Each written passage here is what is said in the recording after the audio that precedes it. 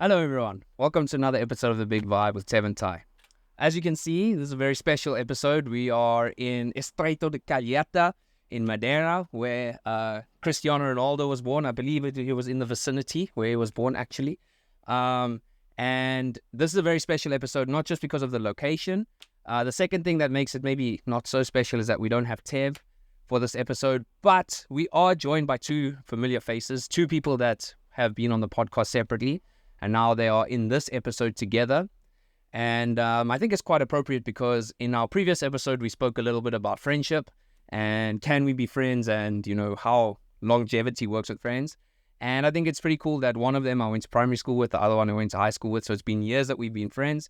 And here they are, Ruben and Les. Okay, so start from You see our handshake? So that's true. Okay, so for some context for the viewers, we've been in Madeira now for a week. Absolutely beautiful, living in the telenovela, Ruben's grandmother's house. Yeah, shout out to the Avo. Shout out to the Ovo, yes sir. And just for an update, we've played three games of Scrabble. I won the first one. Leslie came with some other funny rules and he won the second one. Since then, Ruben and Leslie have been playing and Ruben is the Scrabble champion of Madeira. What else have we done so far since we've been here? Been on some beautiful hikes. Some beautiful hikes, Had yeah. some amazing food. Picaldos. Yeah. Yeah, okay. And what else? Oh, tomorrow we're going go-karting. I will overlay the victory time that I'll get when we go. You have to Yeah, I'll put the time in. We'll put the result in. And what else have we done? go to the net.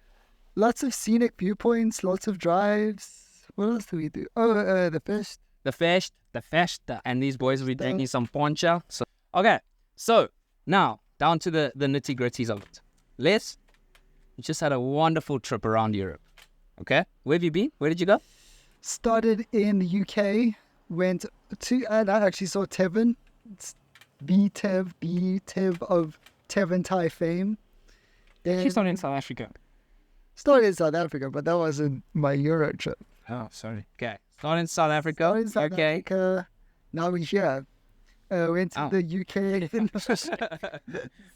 Started in South Africa. Went to the Netherlands. Then Spain, and now Portugal. Okay. What's your favorite country of those? Spain. It's all been. It's all been.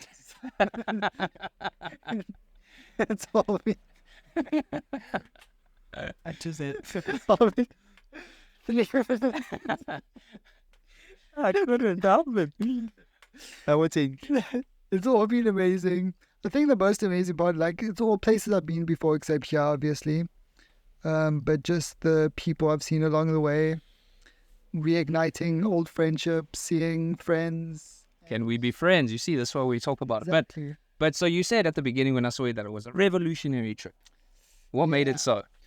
I think it's just been the specialness. Like, I've come into this trip like very much not wanting to do touristy stuff.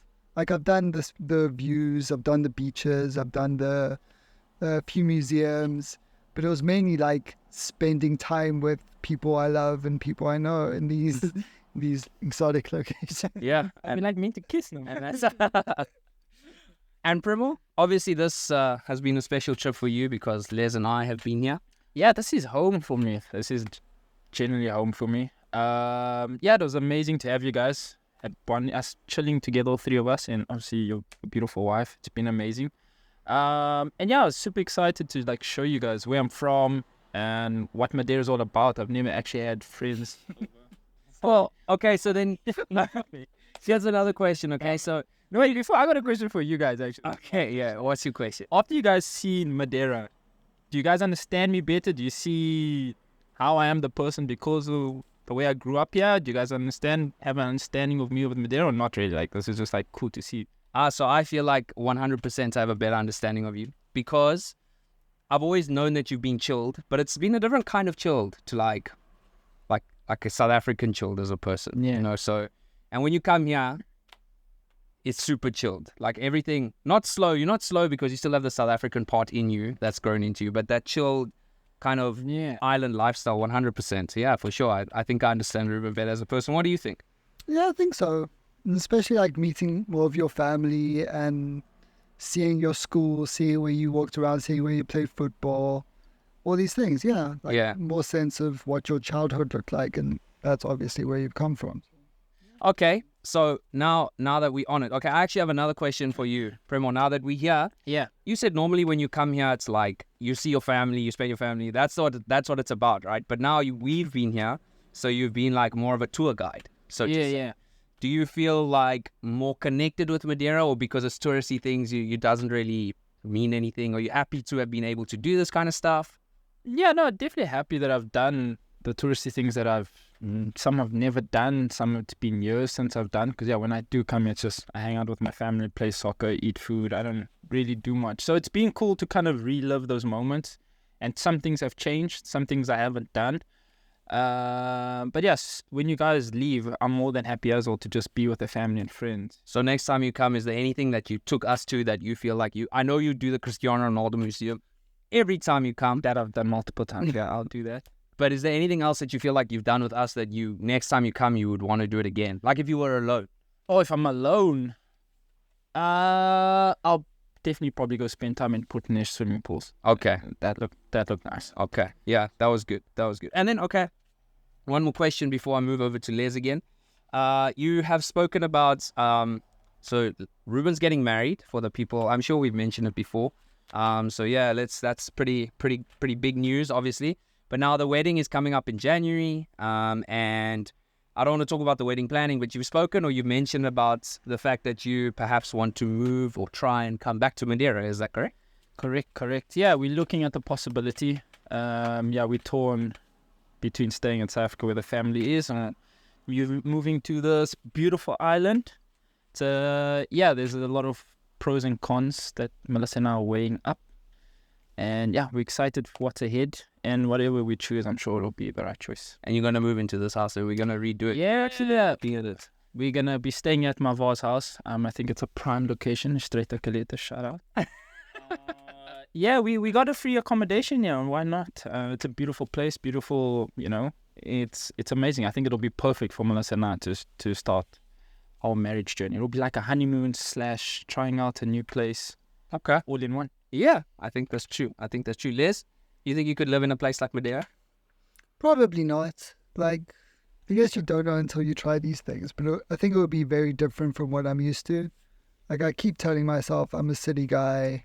I could only do, maybe not like huge cities all the time, but I need like a city. So probably not, but... Also for some context, Leslie told us earlier that the thought of not being able to, he said that living in South Africa, one of his favorite things is that he can jump in a car and drive to Moscow should he ever want to. That's what he said. He said, I don't have any proof, but that's what so now the thing about living in Madeira is what scares him is that he can't get in his car. He can drive in a circle, which will take 6 hours to drive around the island. Okay, so that makes sense. I think for me, I could live here, to be honest. That's why I was asking about the university in Funchal.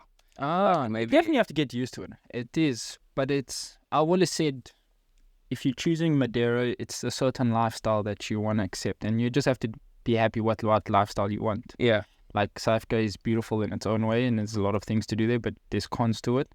Madeira is definitely a laid-back, super relaxed, slow-paced environment. Yeah. So if that's something you want, and just peacefulness, kumbaya. Clearly, Leslie doesn't want peace in his life. He's just after chaos and Spain, basically. So now that we're done with the tourist video of why you should move to / live in Madeira, I have another question for the boys. So I'm rolling in fast, coming in hot to the age of 30. I've said before that it doesn't really bother me too much. Les is shortly after me.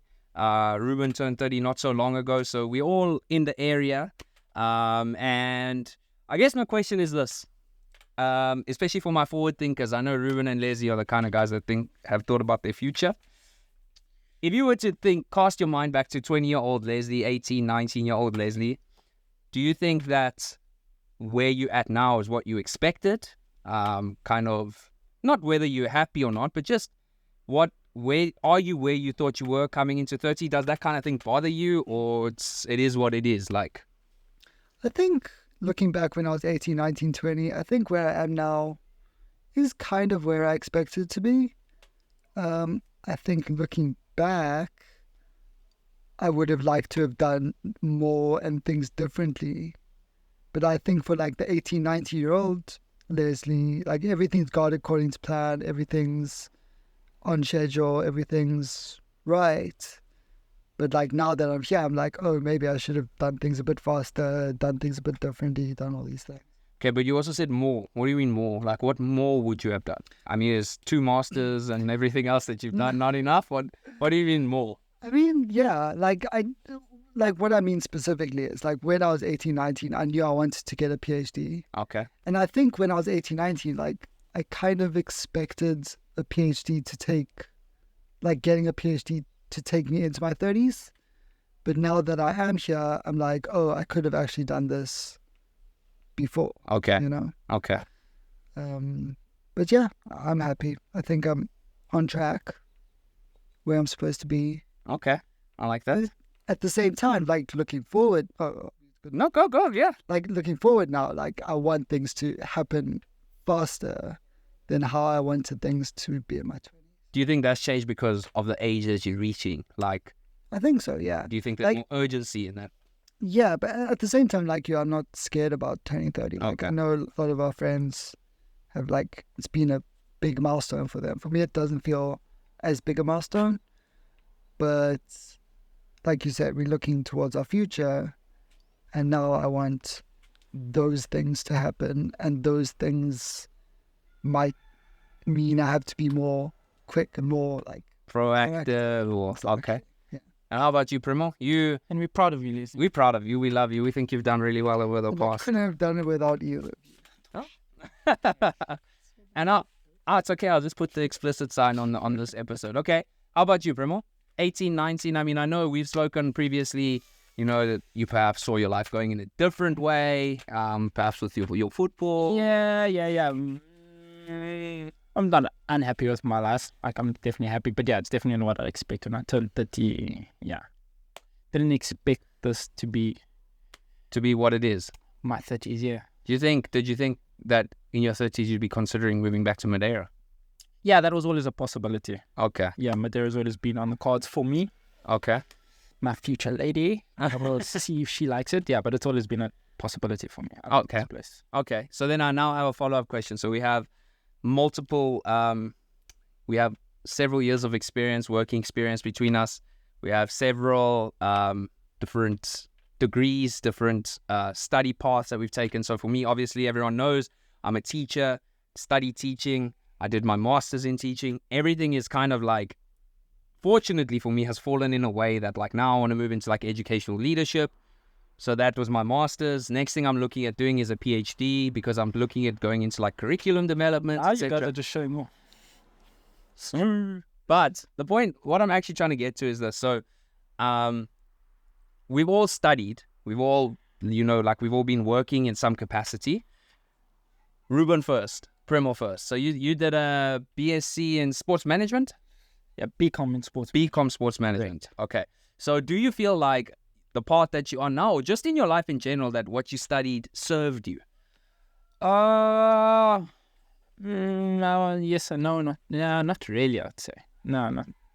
Do you regret what you studied? No, I don't regret it. I was playing soccer at the time.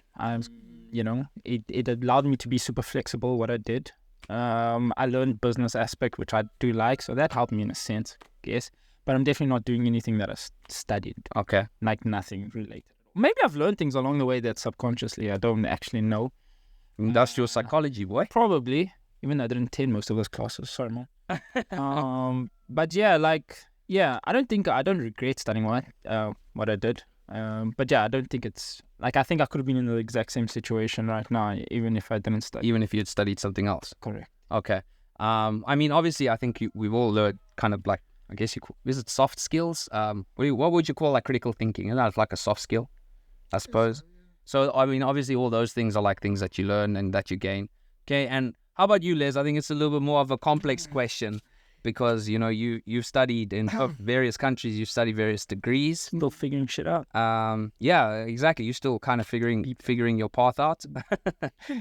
So how do you feel about Yeah, I mean, I think everything I've studied, I've been really happy with, and I feel I've gained a lot from, I guess, the fact that I'm still studying and that I have plans to enter the professional or work-orientated world means I still need to see if any of that. Yeah, if it's going to serve.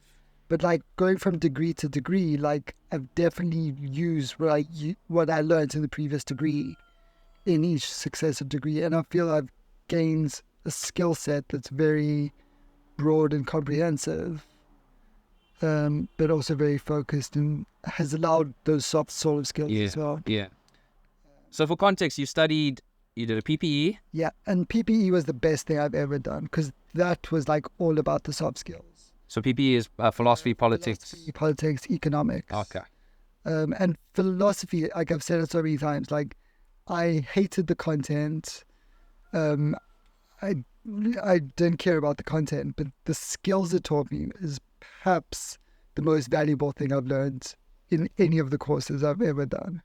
Why do you think that is? Do you think it's like, I don't want to say abstract thinking, but like... Yeah, it's abstract thinking, it's critical thinking, it's argumentation, it's how to build and construct an argument and how to Is that why you argue with us all the time? Is it because of the PPE? I've never argued in my life. I can write you a paper where I argue with you. Okay. But I'll never argue with you about. So after the PPE, which was in Cape Town, we moved to... And I went to SOAS in London, where I did African politics, which people find ironic that he moved to London to do African politics, where Russell Brand, I think I mentioned before, was fortunate enough to study at the same university as Leslie. Shout out Russell, if you're listening, my boy. Still compete in Scrabble. All these degrees and can't beat him in Scrabble. Yeah, okay. And then we moved back to Johannesburg, where I studied. It was called an e-science degree, but I just call it data science. Okay. Because that sounds better. Okay. Sounds fancy. Does sound fancy. But that opened up a whole new world for me because I've always loved the maths and the statistics and the quantitative sides of things.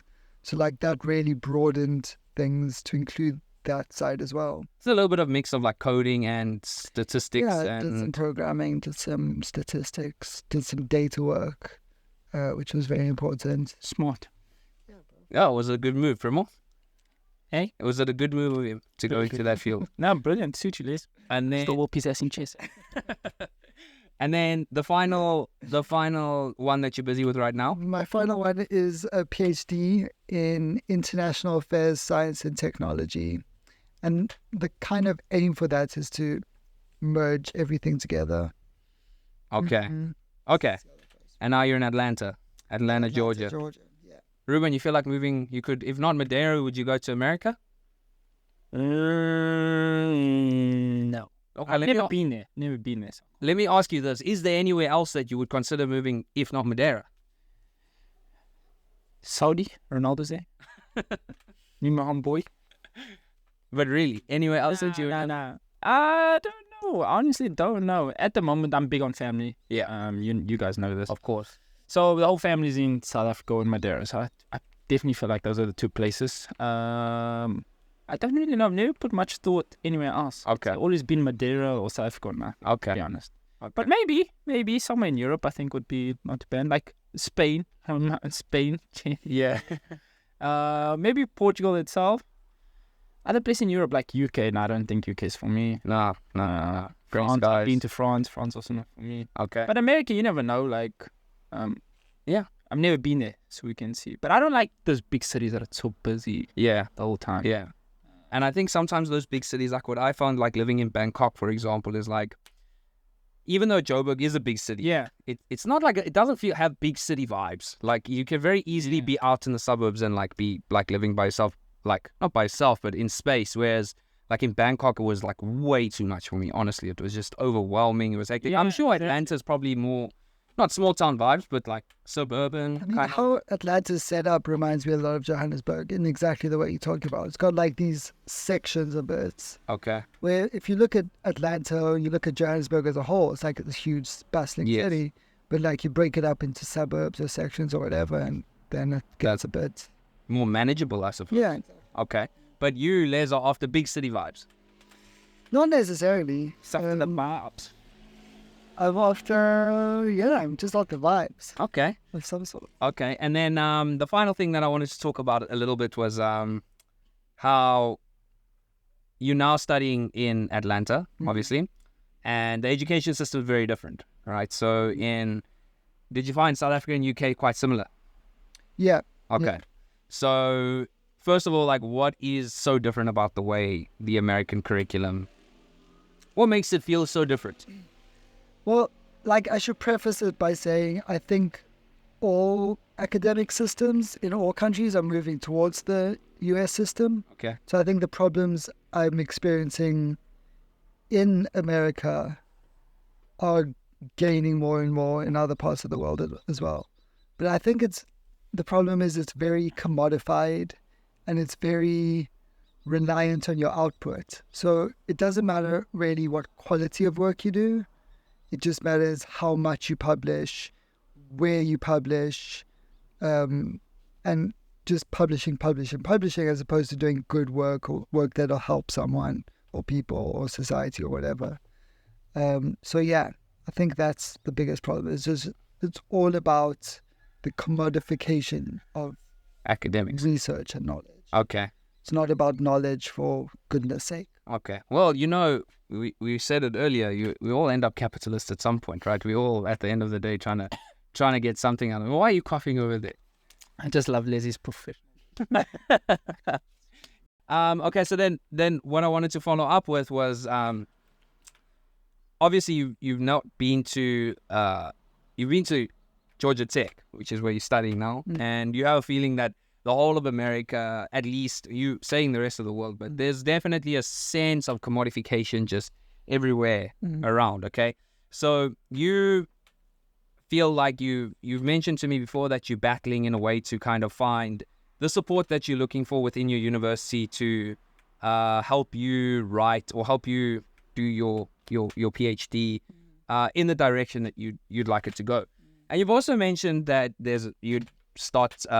you might be lecturing at some point in the near future. I don't know if he's mentioned this to you, Pramod. Like, I think he looked at me as inspiration. He's like, oh, I could do that. So let me do that, but I'll take it a level up. They can just call me professor. Damn. He skipped over all my experience. He's like, I'm going straight for the jugular. Damn. But yeah, so you mentioned that perhaps that you might get into lecturing, and I think it's a statistics class, which it would be in the beginning. Yeah. If everything goes according to the way we think it's going to go. Now, you also talk about making, like a societal difference, in the ways that you can through your research and, et cetera, et cetera. But man, Would it be something to consider, like, my question is this. If you stayed there and you lectured, do you not feel like you could offer the same kind of support that you're seeking right now to future students? Now, I'm not saying staying in Atlanta, but I'm just saying, if this is where we're seeing a problem, like, is that something that you've considered or thought about, really? I think my biggest fear, like, I always known that entering academia would probably be the most logical progression of what I've been doing. Like, it just makes the most sense for me to become a researcher, to become a professor. But I think in order to get those kind of jobs, it's becoming incredibly harder because they worry about your output and your publications and all these things. So publications have never been something I've been like, obviously I want to publish. I want to get my research out there, but I want to get good research out there. I want to get research I've worked hard on and thought a lot about, not just churning out these things.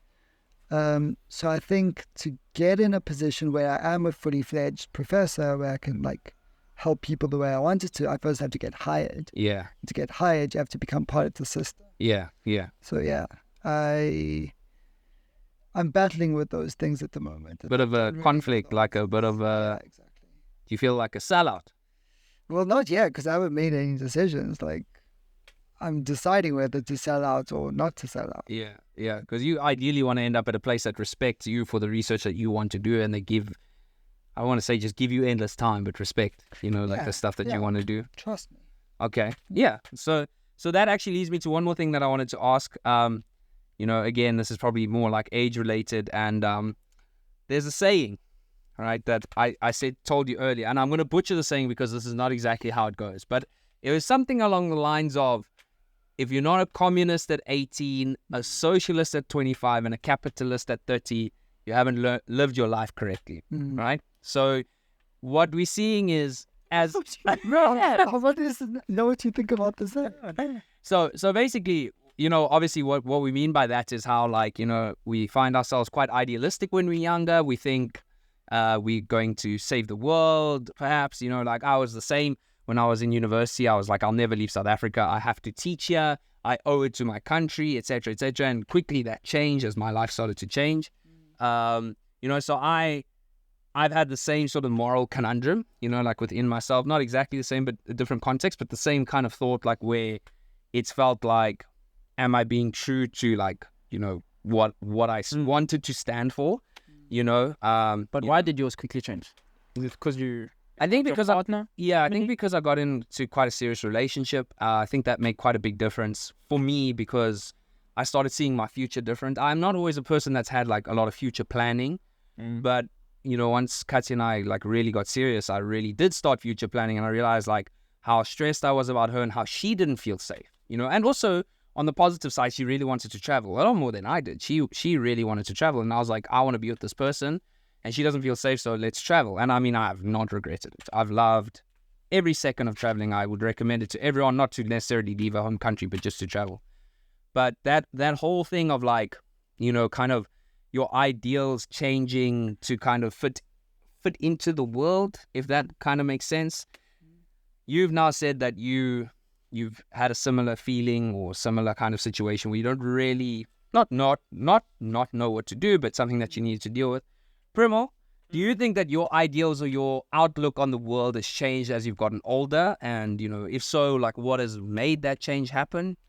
I mean, I don't think it's changed drastically that much. I mean, that might sound kind of make me look like a bad person in a way, but I mean, we're so family oriented, especially the Portuguese culture or whatever. So I've always envisioned myself having a partner, and I've been with Melissa at such a young age. Yeah. Even when I left soccer, it was a big decision. It was I'm doing this not just for myself or whatever. I'm actually doing it for the family that I want to build. I need to build a future for my family. So maybe I've kind of made that decision way back then. And I've kind of always had it subconscious, because my family, from a young age, personally, I'm not going to even talk about everyone else, but I've always had, and my family, one day when I'm married, one day when I have kids, but be the priority. Prior to coming here, if you had asked me will Ruben move back to Madeira, I would have said no. Never. He wouldn't leave his mom, his dad. No, that's gonna be the biggest struggle. Definitely my family side. It's gonna be a big discussion point. Okay.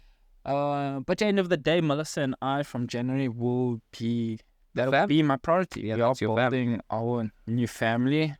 That's gonna be our priority. And we gotta make decisions for me and her and our future children. And plus, you've always been a capitalist. It's always been about the hustle, boy. Sounds so bad. It's always been about the hustle. It's not a bad thing. It's not a bad thing. It's always been to change the world. And now you got bad guy. Well, I mean, you're wearing... And then you in the middle. Yeah, you see, this is about balance. That's what this friendship is about. I mean, you told James at a young age the number one rule. We can't say it. It's a bit... so you've always... Be happy. Number one rule, be happy. Be happy is the number one rule. Be happy. Yeah, I agree with that. Be happy. Okay, I think that's actually a really nice place to wrap it up. My boys, thank you so much. What's it? That's our handshake. Why is it sour? Yeah, we made our own handshake. Guys, thank you so much. Do you have one? Hold on. Just have to fix it a bit. Big love. Thank you, boys, for joining us. Really joining me. It's been thanks really for having us. Thanks for having us in Madeira. We have to end off with the Sue. Okay, but first, before we do, everybody, thank you for joining us. I know Ruben brought in the views, because he's the pretty boy. Yeah, subscribe, like somewhere. Yeah, like, subscribe, do all the things, and what do? We have to count to 3 to do it. to do the sea. We can. Okay, count us down. 3, 2,